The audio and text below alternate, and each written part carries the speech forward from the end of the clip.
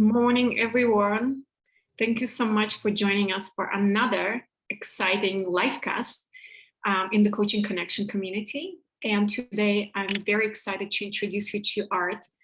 And Art Citron and we met last week only, and I met him through his wife, who is also an incredible creative person. And I was on her podcast, she came to my podcast, and then she just happened to mention her husband. And when she told me what he was doing, I was like, I gotta meet him. And when we met and we had this exciting geeky conversation about movies and such, and what all the things he was doing. And I could not wait to invite him for this livecast and to be here with us today. And in particular, he'll be talking to us about visual storytelling. And I know that a lot of coaches, you're transitioning into this whole like online visual space, because a lot of our clients, they keep telling us that the reason why they choose to work with us in the first place is because they have seen us. So just kind of like putting posts out and hiding behind written communication is not enough. There's more that we can do. And in particular, what Art was mentioning to me was this whole like kind of like drafting and crafting the story around what is it that you're trying to do. And so he's a award-winning producer, movie maker, editor, and he was just showing us his Emmy Award, which is the one on the background, and you might have seen it on the picture. And so Art, tell us more about yourself. How did you get started? And yeah, share more about visual storytelling and all those exciting things that you feel might be of interest to coaches. Well, thank you, Rena. Let's see. I started out, I wanted to be a doctor, and I wanted to be a doctor because my parents wanted me to be a doctor, and got into pre-med and was in there for about a year and realized I didn't want to be a doctor. So I dropped out basically, much to the chagrin of my parents. My mom was really angry with me for years. And I think still to the day she died was kind of resentful for the fact that I didn't want to become a doctor.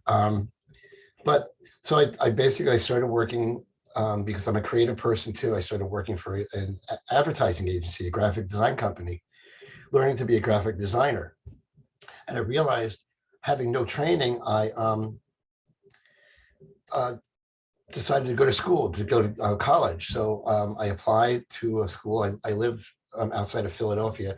So I applied to the Philadelphia College of Art to get into the graphic design program. So I packed up whatever things I drew and created a portfolio and walked 3 blocks to the University of the Arts, Philadelphia College of Art, and showed them what I have. And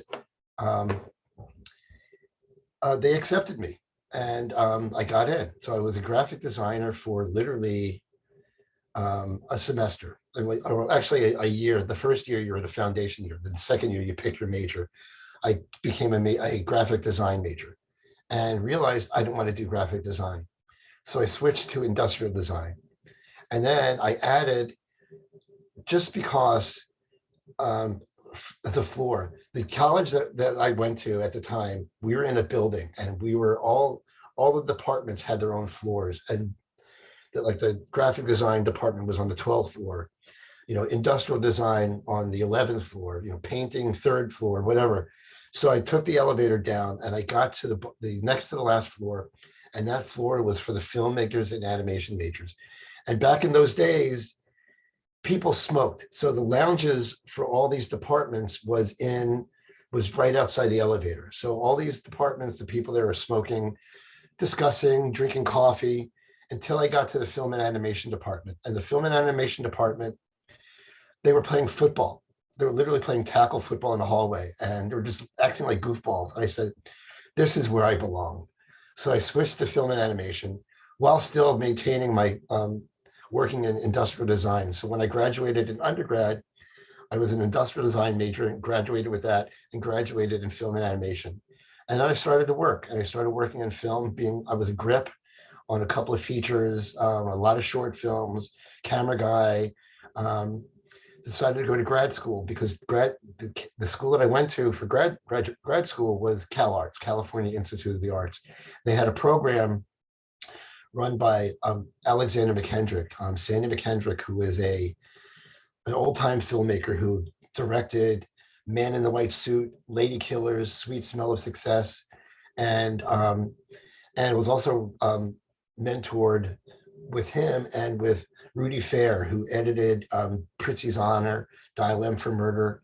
So these are two old time guys that were just incredible to meet and be around.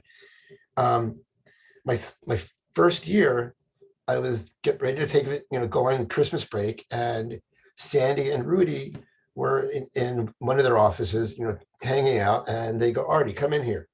So I hanging out with these two guys, and they were, at that time they were probably in their 80s, and they said, "What do you want to do when you get out of grad school?" It's like, "Well, gee, Sandy, I'm in a directing program, and I'm living in LA right now. I want to be a filmmaker. I want to be a director." So they said, in order to be a filmmaker and be a director, you have to learn how to edit, because if you learn how to edit, you'll know how to direct.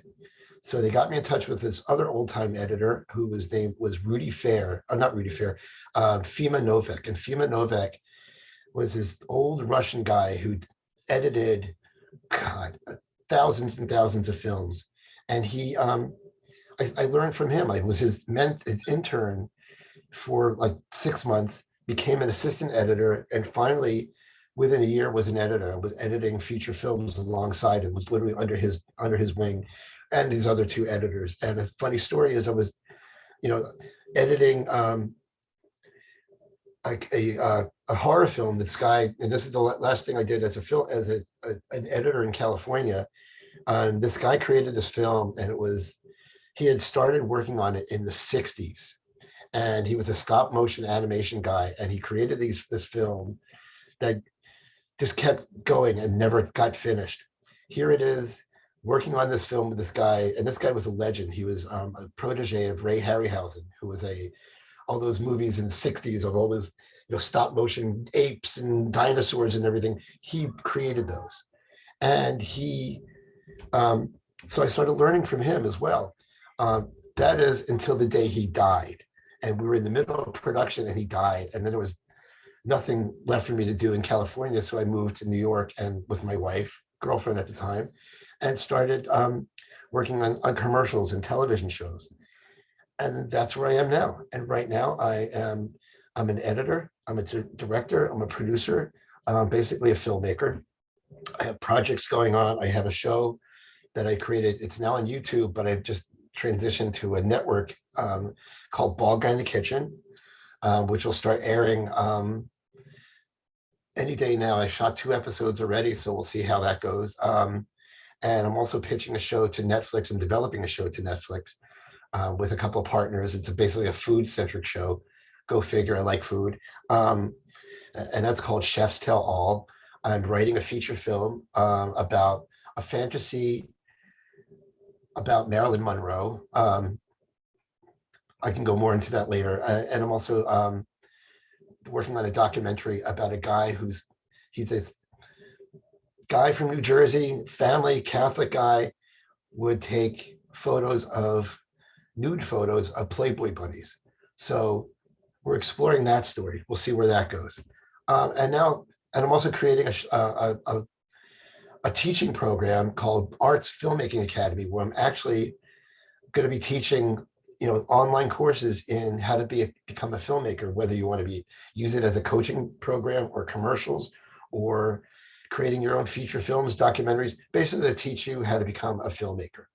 And with that being said, being a filmmaker, no matter what you're doing, you have to be a storyteller.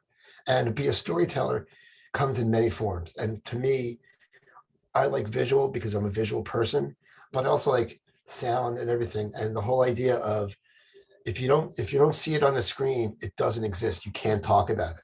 So the way to talk about it is you got to show it. So I'm creating this program to basically develop people to become a storyteller.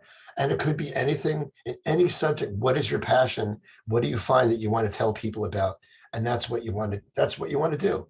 That's what you want to create. Like I said, if you're a mindfulness coach, if you're whatever, that's the story you want to tell. And that's a story you want to release to the world. And that's, I find that really fascinating for me. And I just really enjoy storytelling, and I enjoy filmmaking, and I enjoy talking to people. And so here I am. Thank you. Arthur Citron in one little nutshell of a story. Thank you so much for sharing this with us, Art. So perhaps let's get started. So tell us a bit more. How can we coaches become better storytellers? How do we go about? Where do we start? And what common mistakes do you see? Maybe not so much coaches, but just anybody who is like a beginner and not very experienced in this area. What kind of mistakes do you see them make? Well, I mean, being that I've made a lot of the mistakes, it's like the first thing is you have to be true to yourself. You have to know who you are. And that's the number one thing, is you have to know your story and know who you are. What is your story? Especially if you're going to be being a coach, what is your story? Because that's what's driving you to be a coach. But it could be anything. Where are your passions? What is your true north? What is all the things that you want to tell the world? And with that, I basically can give you the tools, and you can get the tools, but you just have to have that idea, that passion that drives you, what drives you forward, and what drives you. What do you want to tell people? What do you want to tell the world about yourself? That's where the whole storytelling thing comes into view, is that you want to be able to tell your story. Maybe it's to heal yourself. I mean, I came from a very abusive family. My father, when I was 3 years old, took all my toys away and threw them away, basically. And and I was crying because I was 3 years old and all of my little babies were being taken away from me.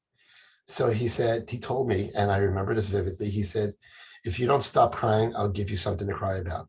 And of course, that made me cry more. And he proceeded to beat me.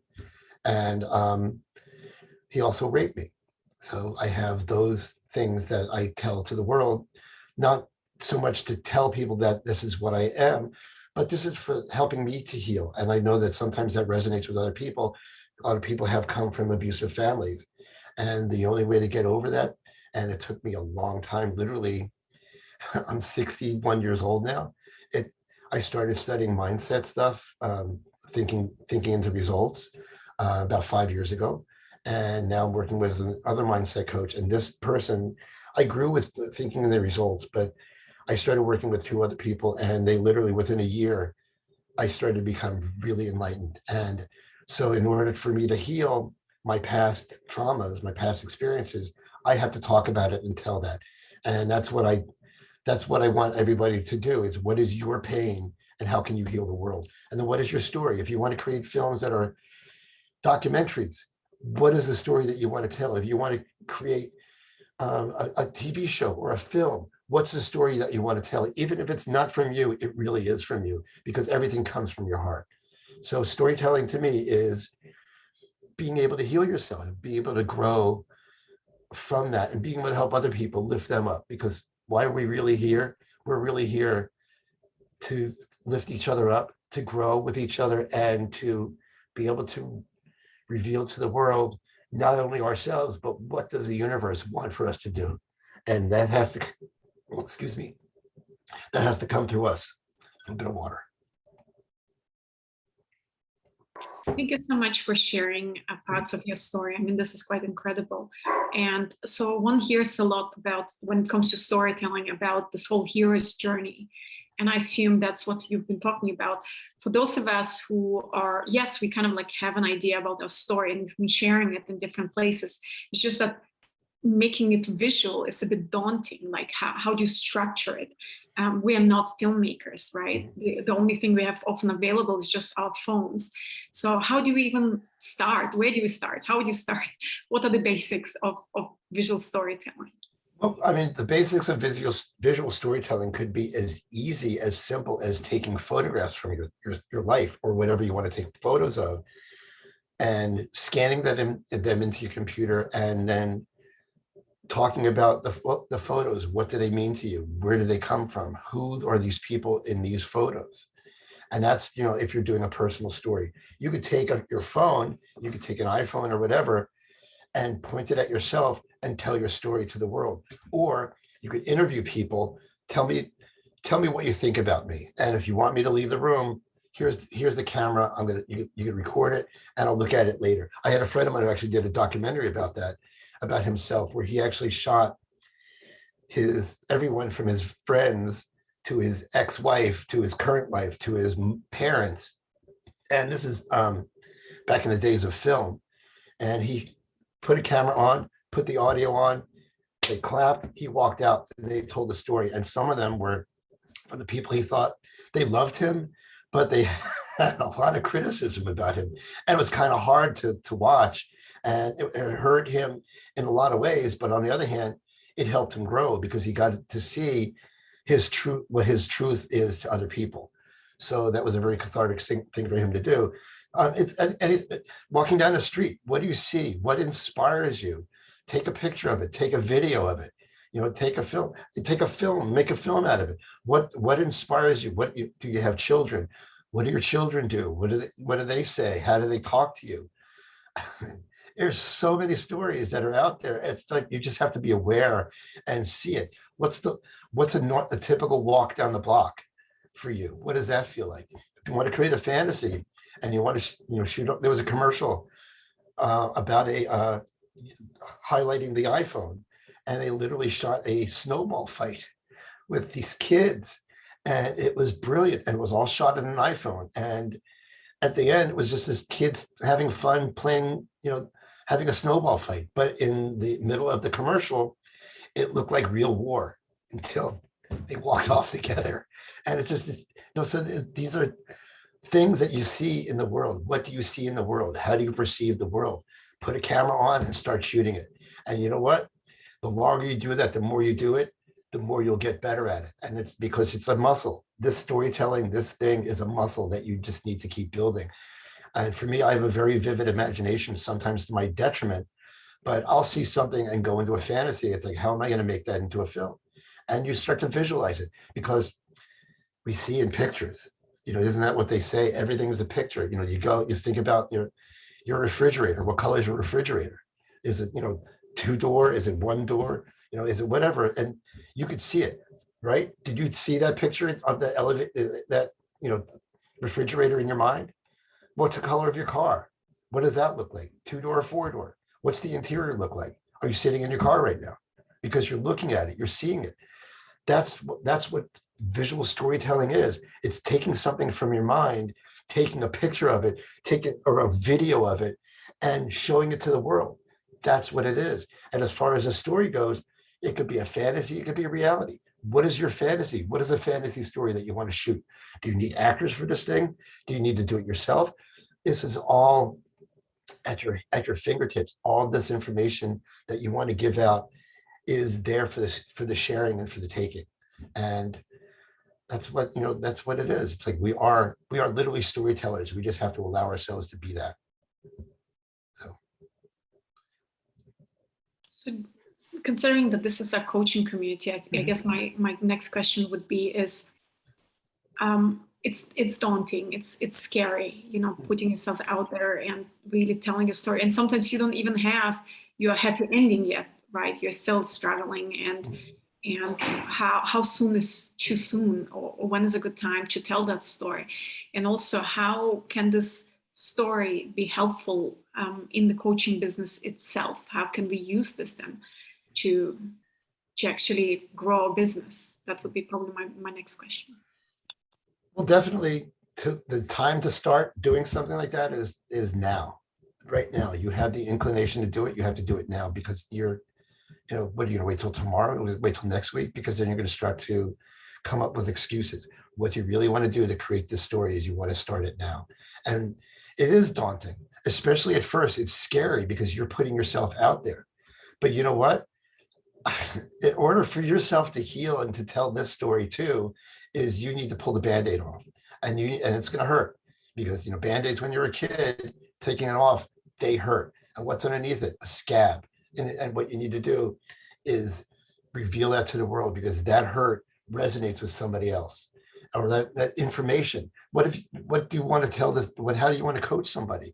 You want to coach them to help them grow. How do you want to help them grow? What program are you using to help them grow? And then you have to, tell that story to the world and give that information to the world. And the way to do it at first, scary, and weird to see yourself on screen, to hear your voice coming out of a speaker, because it's weird, because it's like, I've never done this before. When I first saw myself on the screen, it was like, oh, that's embarrassing. Do I look like that? I sound like that? I sound like a goofy, like, oh, Regis Philbin. You know, hello, I'm Citron. How you doing? That's what I sound like to myself. I'm nasally, but you know what? You have to love yourself and be confident in yourself to allow yourself to show yourself. And the reality is, everyone's uncomfortable until they do it. And then sometimes you're still uncomfortable. I used to act, when I was in grad school, the way to get into the grad program is I had to audition. I had to act. I had to learn how to be an actor, not to be an actor, but to learn how to see where an actor comes from. And so I had to audition. Talk about being scary. I never acted except a couple of plays in high school. I never acted. You know, I'm not an actor. And I had to literally, in front of people, go up there with my lines memorized and do this story. And create the character, do all of these things. And in reality, you become the character that you want to emulate. And who do you want to become? That's another thing. See yourself as who you want to become. And that way you're almost hiding behind a character that becomes a reality. And they talk about that, and Bob Proctor talks about that as like, who do you see yourself being? Who do you want to grow to be? That's the character that you want to become. And as far as being that presence, that's where your stories have to generate from, and that's where your stories are going to hit and touch other people. So yes, love yourself first. Love it. Everything else falls into line. You're right. Thank you, Sora. I guess my next question would be, you've spoken a couple of times about editing. Mm-hmm. I think those of you who've ever edited any of the videos, that's why we love these lives, because we don't want to edit anything. So you need to learn editing tools and such. And then, I mean, how do you edit it also in an effective way that brings your story to shine? What are some of the tips, advice you have for that? Yes. Editing is like basically editing in a television show and film is basically you're the second director if you're not the director itself. And it comes, and as a coaching program, teaching people about yourself, that's where the storytelling really begins. You put it down on film, or you put it on video, or now it's a card. I started in film. I started literally holding strips of film, cutting things on this. This is a splicer. You used to cut it, tape over it, seal it, and then run it through that machine. This is an editing machine. This is like from the 40s. So this is, so old school. It's like, it doesn't really, it's so old. It's like nobody uses this anymore. Now it's all digital. But the idea is you get an editing program. You have to learn this. This is a technique, a tool that you need to do. But the way to do it is, here's the old story that my mentor told me is you're going to have the film, you're going to have your video, whatever it is, with your audio. You're going to have to take out all the crap stuff and leave all the good stuff in. And the way to do that is you have to edit the bad stuff out, and you have to then start to cut exactly what story you want to tell within that program. And with that being said, there are many programs out there. If you have an Apple, you can use iMovie. I don't love it. I'm a professional, so I'll use Avid, Media Composer, and I'll use Adobe Premiere. And I've also studied DaVinci. But I would say the most accessible is Premiere, because with Premiere, it's a very intuitive program. They have a lot of even YouTube courses that will show you how to use it in a basic way. And you just have to learn to get better at it, because it's a tool. I mean, when you're a furniture maker, you have a saw. You have to like learn the basics, and with a saw, with a hammer, with all that stuff, you have to learn how to do that. And in my program that I'm going to be teaching, I'll show you some of the techniques and how to do that. But basically, one of the things is, if you're having a dialogue between two people, they have an idea of, or a technique called in the blink of an eye. You want to see what the person sees. So as a person looking at the other person, as they blink and recognize that other person, you want to cut on that moment. And with that moment is when you're going to see the other person. You'll see that point of view. With this, the same thing goes on with even yourself. If you're on the screen, eventually you're going to talk about something, and you're talking about a let's say you're talking about a technique. You're talking about the stick figure person, the stick person, and you want to be able to see that, because just talking about it doesn't really help tell the story. Is you want to be able to see it, especially in video. You want to be able to see it. And as far as I don't know how to pronounce that, but what is a step-by-step process to tell an effective story? The step-by-step process in telling anything, the story is especially, is you want to be able to tell what you're personally vested in. What is your story? If you're telling a story about yourself, what is your story? With that, you're telling a story visually. You want to be able to, if you're telling your story, your history. Let's see pictures of you as a child. Where are you from? What is your life?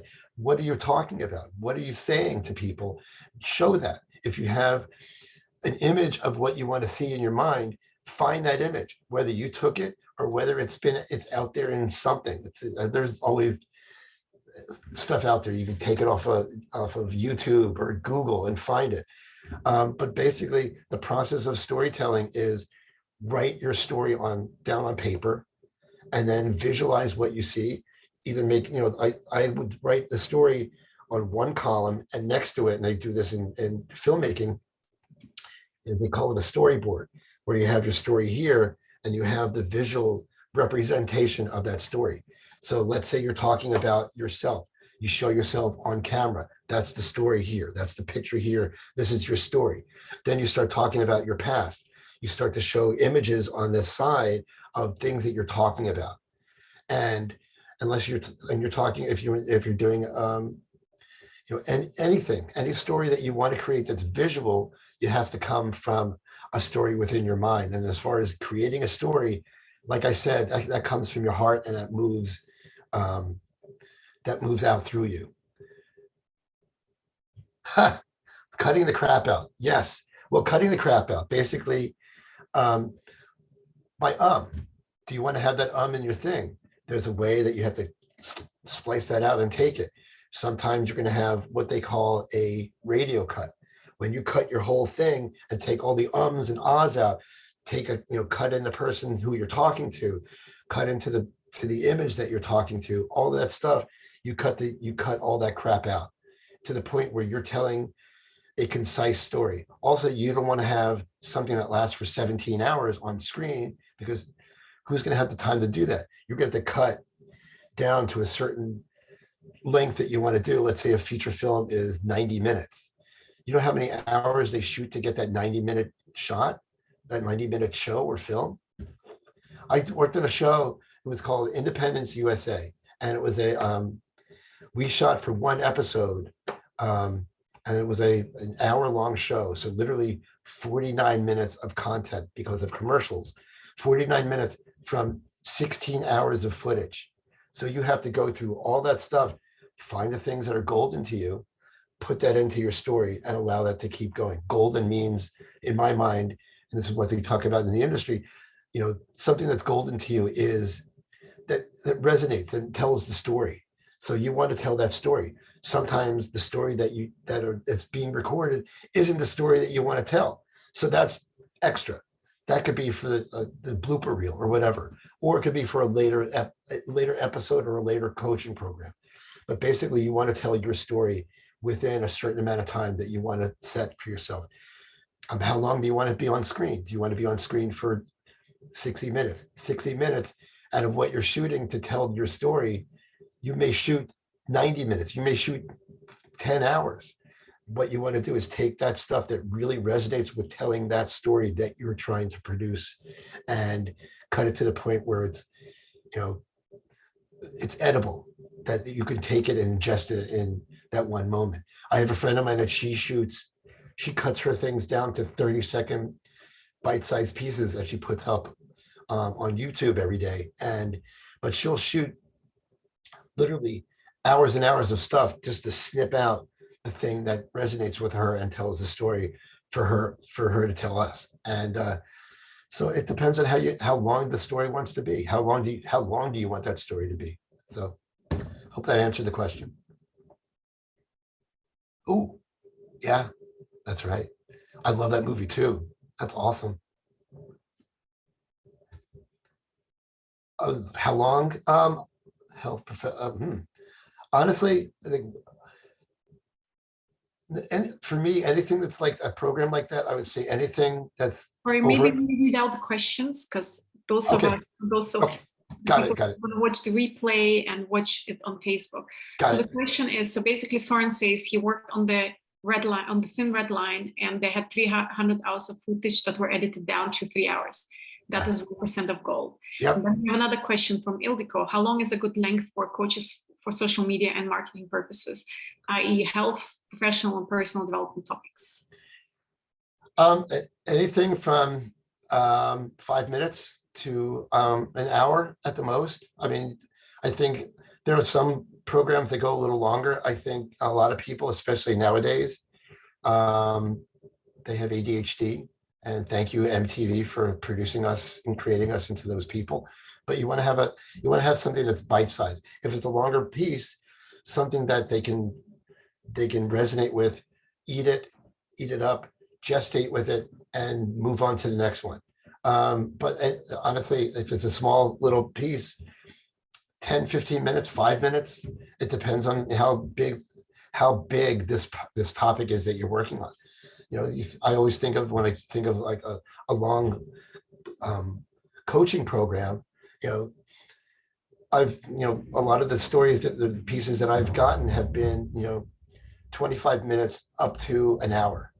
And that's, and then they'll have, things that you need to do to follow up with that stuff. But I think an hour is a good limit length for a program like that, because, especially if you're doing something in social media, if you're doing something that's live, or you're doing something that's pre-recorded, you want something that'll keep people engaged.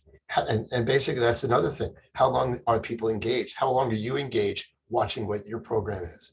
As long as you're engaged and you feel interested in it, then that's a good length. The minute you start to check your watch and all that, that's when the people that you're creating this program or this video for they're going to check their watch, and they're going to start to wander.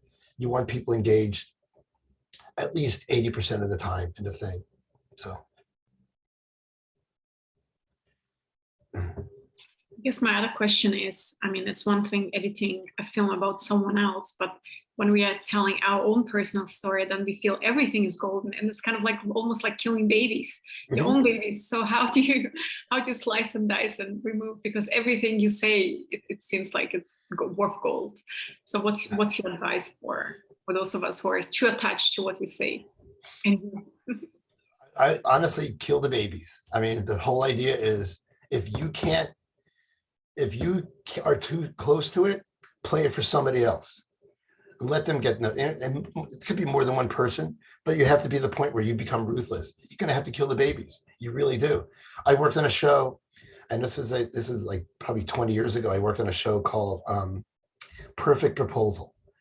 And it was, the concept of the show was they would help a person create the perfect proposal for, to get married.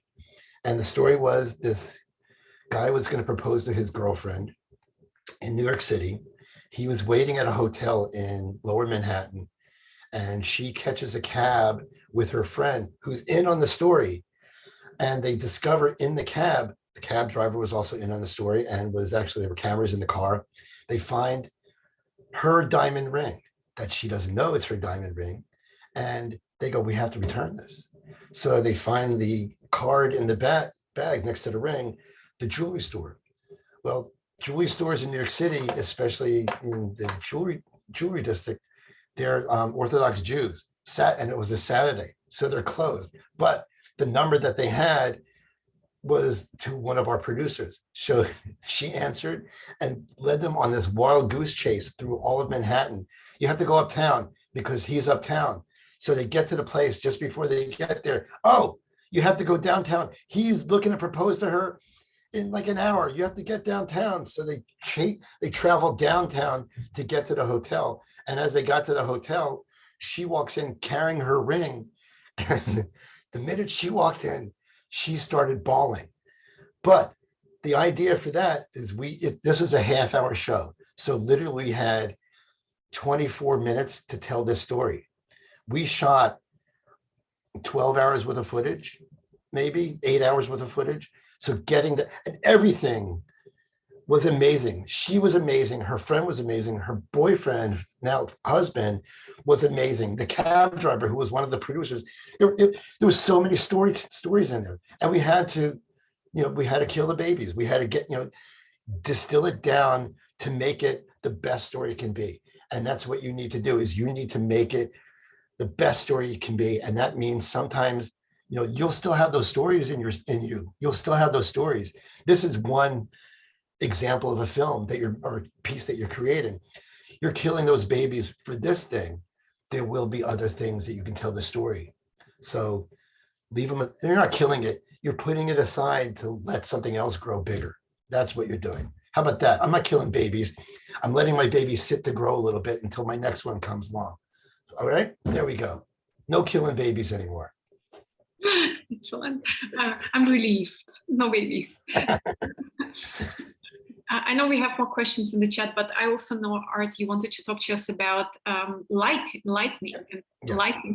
and such. Yeah. So we'll get back to the questions, but maybe share a bit more with us about that. Sure. I mean, lighting, they're basic lighting techniques, and they call it 3-point lighting. And let me show you one example. This is one example of 3-point lighting. Can you see that? That is a setup of a 3-point lighting. You have a light in the back that lights you separate. Unfortunately, my room isn't set up for lighting. Mine's just an office, but you'll have a light in the back that separates you from the background. You have a key light, which is the one that's in front of you, and you have another that's to the side, and maybe two to the side. So you're kind of separating them. And let me show you this other image to give you an example of what that looks like. This is an example of 3-point lighting, where you have one light, the key, like basically a rim light, they call it. You have a side light, and then you have the key light. All those fill the face to separate you from the background. And that's important, especially if you want to present yourself in the best light that you can. You want to be able to see your face. We want to be able to see you as clearly as possible, and without too many shadows, especially on your face and your body, depending on what you're standing. And incidentally, for telling a coaching program, here to here is about where I would want to be. Closer is better, because especially if you're doing something that's in this format, you want to be able to fill the screen and take advantage of people looking at your face, because they're studying your face. And as they're studying your face, they're evaluating in their mind how much you're being truthful to them.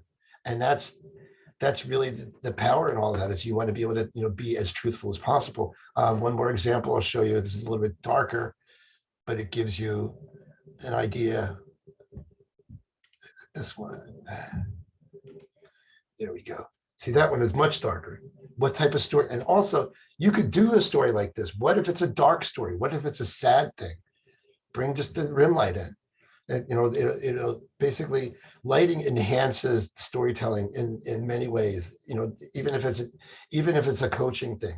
What if you're telling something that's a sad story? You just want to be complete, almost complete darkness, but enough to at least be able to see the face. So you're telling that story, and you're enhancing that story through visual. So those are the 3-point lighting. Is really a pretty. And here I'll show you another example of 3-point lighting. This is 3-point lighting in this way. See, the sun is your key light, and how she's looking at the sun. The camera's in front of her. You have a fill light, just giving a little bit of shadow on one side, a little bit of light on the other, and you have a backlight to separate this character, yourself, person, from the background. And that will enhance the image, because something magical about the backlighting to me is the fact that it separates you from the background. Like I said, I don't have that in here. I have a light here, and I have my overheads here. But the reality is that you want to be able to if you're doing a film or doing something that's, highlighting you or a person that you're talking to, you want to show yourself as the best in the best possible way So yeah. So thank you. So you've mentioned before about the storytelling, how you use it. Basically, is it just paper and pen where you have your story and you have the visual for it? Or are there any tech tools by now that you think could be helpful in kind of like drafting the story? I'm an old-fashioned guy, and I literally take a legal pad and I write my story out, but then I'll type it out on my computer. But it's even drawing. I draw it by hand. I mean, and it could be as basic as a stick figure just to get or where people are standing. You want to be able to, and so I do all of that by hand, but you want to be able to, at least in your visualization, put that down on some sort of paper or vision. Like I said, I use paper and pen because I'm old school that way. Other people will take cut and paste images from Google, from the internet, and be able to put it into their storytelling as well. Any way works. I mean, whatever works for you. I'm techie in my filmmaking, in the fact that I use, when I'm shooting a feature film or a documentary, I use top of the line camera. But I sometimes use my iPhone. But I edit on, I edit in either Premiere or Avid, and that to me is my limit of techiness. That I'll use AfterEffects to create graphics but those are other stories to go into.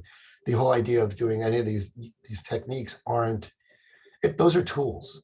The human element, you, is the storytelling, and the way you get that onto the screen, that's where you're using those tools. And those tools like editing, camera, lighting, sound, audio, all that stuff, graphic design, if you need to do graphics, motion graphics, that's the tool that will help you enhance your storytelling capabilities. But the story all comes from you. Even if it's great on paper, and that's where it wants to stay, that's storytelling. That's beautiful. Just tell it. So exciting. I was once an extra in a Mexican movie a couple of years ago. So those of you who are interested, it's called Bajo la Misma Luna. See if you can find me. So I was there on the set for 3 days, and it was actually very interesting just to see how the movie is being made. And they kept calling us in and do this and do that. And then you wait for a long time, and then you have your 3 minutes of fame. Well, 3 minutes of fame, actually, it's more like 3 seconds of fame once it got cut down. But yeah, I mean, ever since I've done that little extra gig, I'm quite fascinated. And it's not as easy as it sounds, but I think, as you do it, you learn it and it gets better. But we have here a question in the chat as well. There is a term called impromptu storytelling. How can one do this? And what's that in the first place? Well, it's basically you're basically ad-libbing. You're just riffing. You're running off your head, and you're just stream of consciousness, and you can camera. And if you wanted to be able to edit between your mistakes, have 2 cameras set up. Have one straight on looking at you and maybe one to the side, so that you can cut away from yourself if you want to be on camera. That's the magic of editing too, is you have these moments of just, for lack of a better term, throwing up your story out to everybody.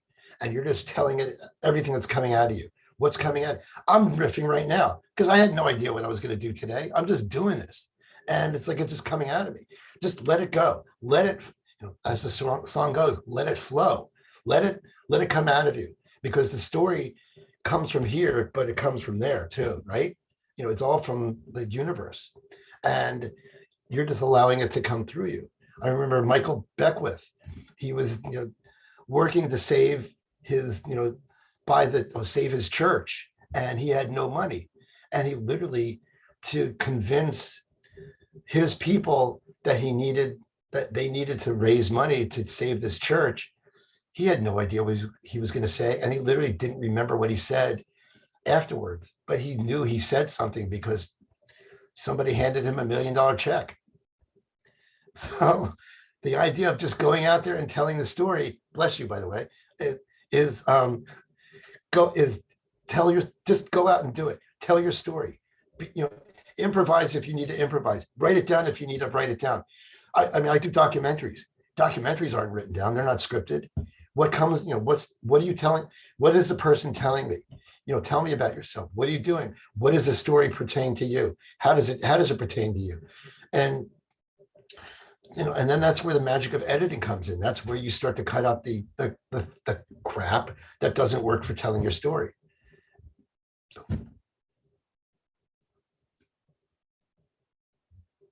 We have here another question. Soren says one challenge that he has is that he has aphantasia. I hope I'm pronouncing it correctly. It's a blind mind's eye. How do you think you can tell your story without the visualization part? Oh, wow.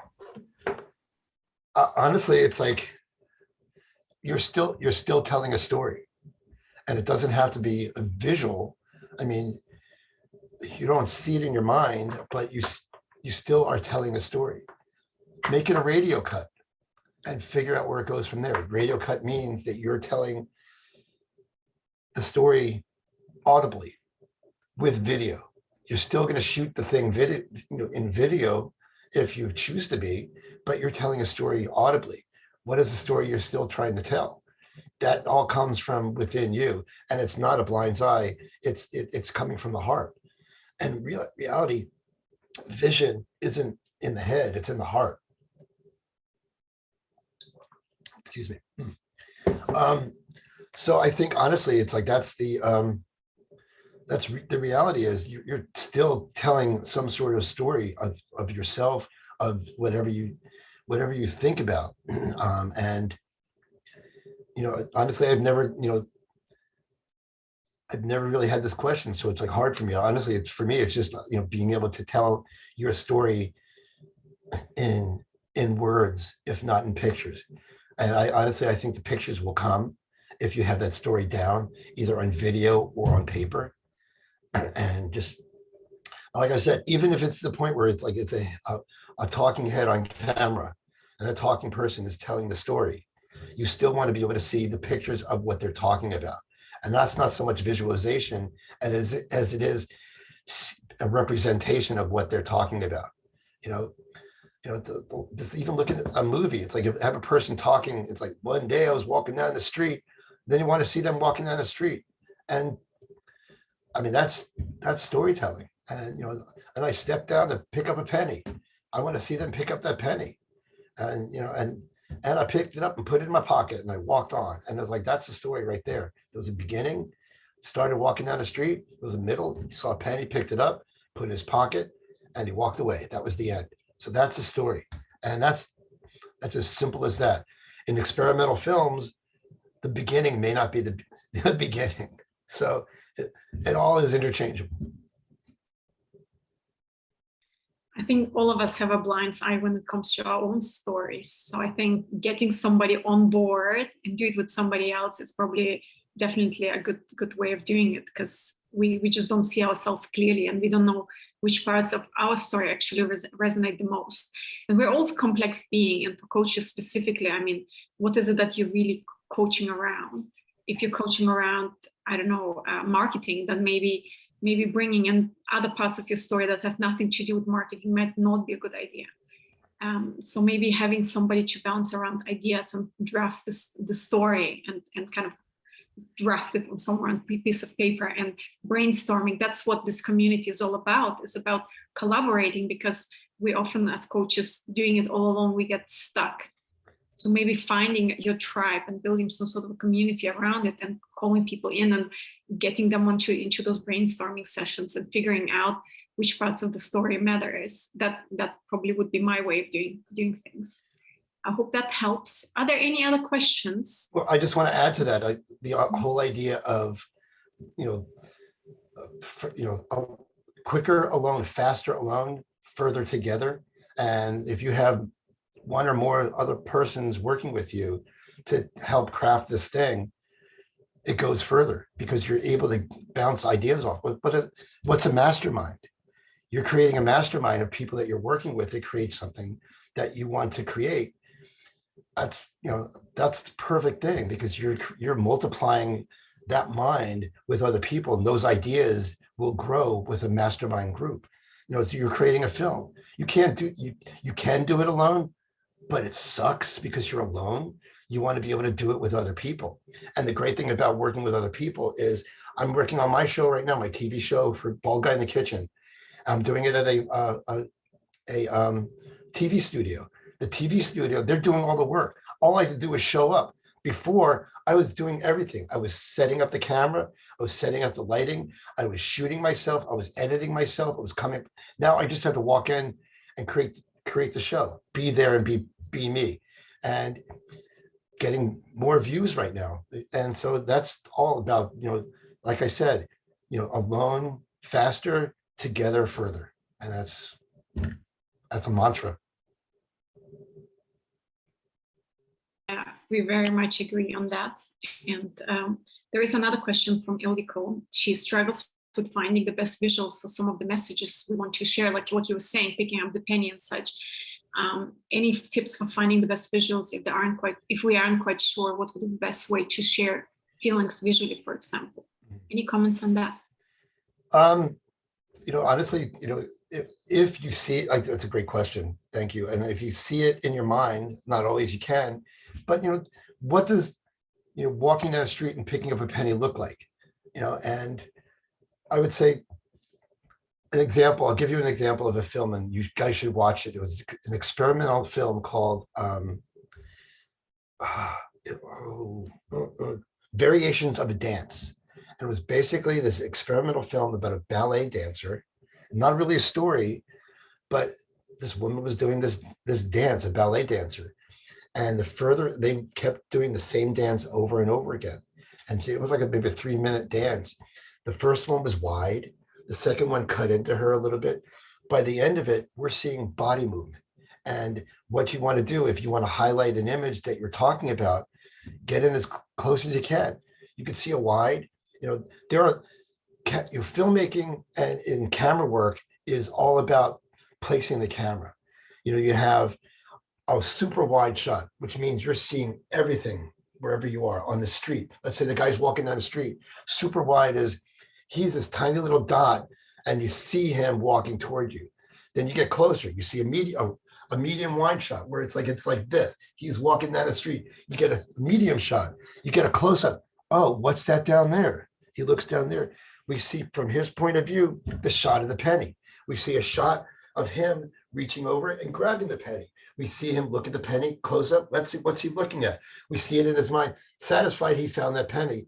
We see a close up of him going in his pocket, and he walks along the way. And it could be from from a close up to a wide angle, him walking away. Those are images that you see for yourself. If you're telling a story about something that you want to represent, if it's like you're talking about yourself, what are you saying? What are you saying about your story? Let's say it's like, when I was a child, show that picture of you. If you're, it's like whatever. Like I said, it's like if you want to tell that story, what is the story that you're telling? Show that image of you telling of that image that you're talking about. And it doesn't always have to be you. You could show a picture of a person, happy. I was happy at this place, and you have a shot of a person, stock photo of a person smiling, or a video of a person smiling. If you didn't shoot it yourself, you have that. All those tools, at your disposal, and they're often not free, but they're there for you to use. And that way you're building a visual library of images that you can use for your piece that you're working on.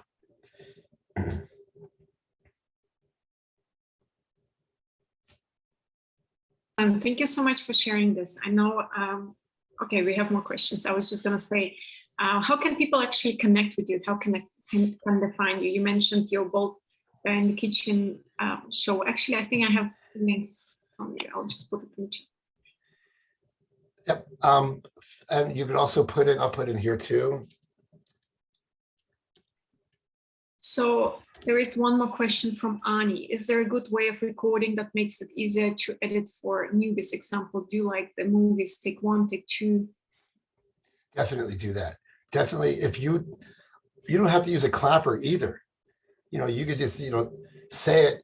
This is take one of Art talking in front of a bunch of people. There you go. I mean, and you could get more complicated than that to scene numbers. Your films use scene numbers and then take numbers.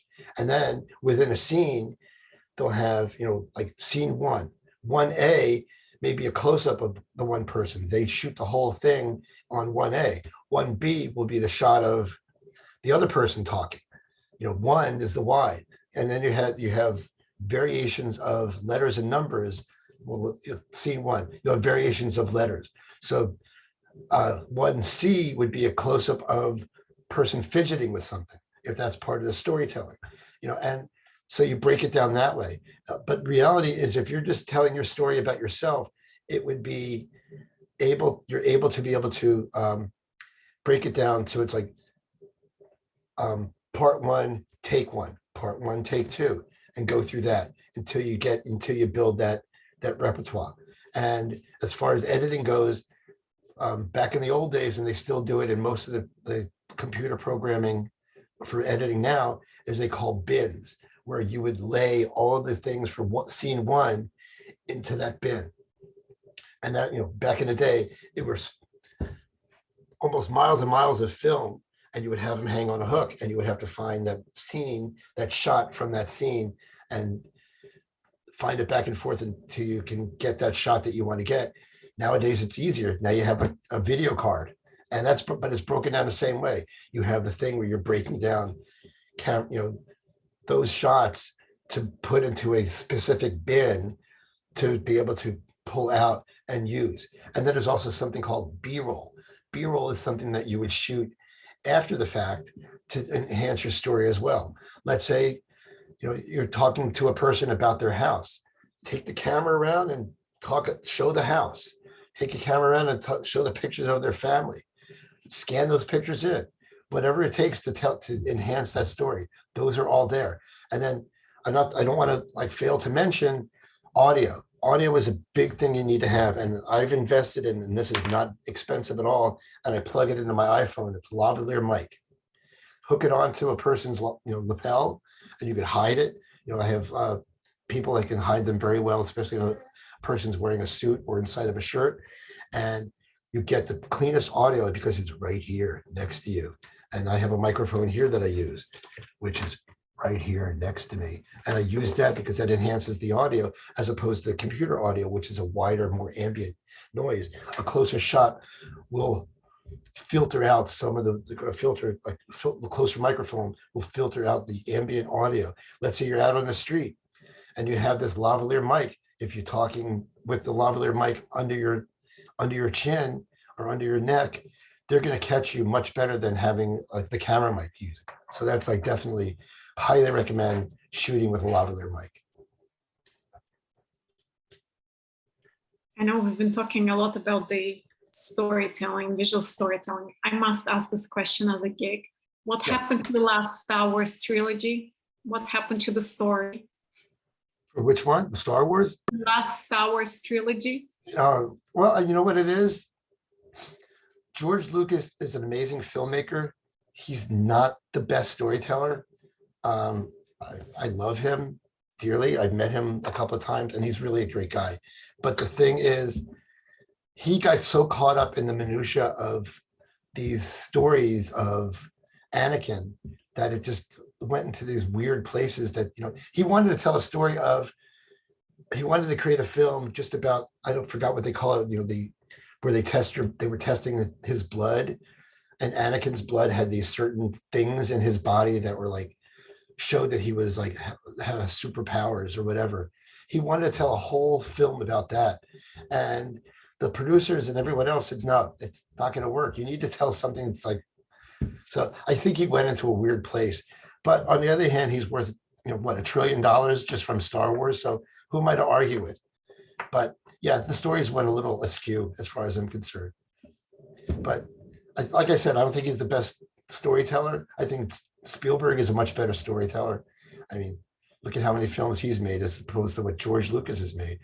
But on the other hand, he built an empire that's bigger than anything Spielberg's made. So go figure. Thank you so much. So those of you who would like to follow the Bald Guy in the Kitchen, so all the links are under the Facebook video, and they will be also under the YouTube video, and they're here in the chat. Grab them, reach out to Art if you have any questions. And yeah, thank you so much, Art, for being here with us. Thank you. Thank you. And thanks everyone for following us. I'm just going to stop recording here. And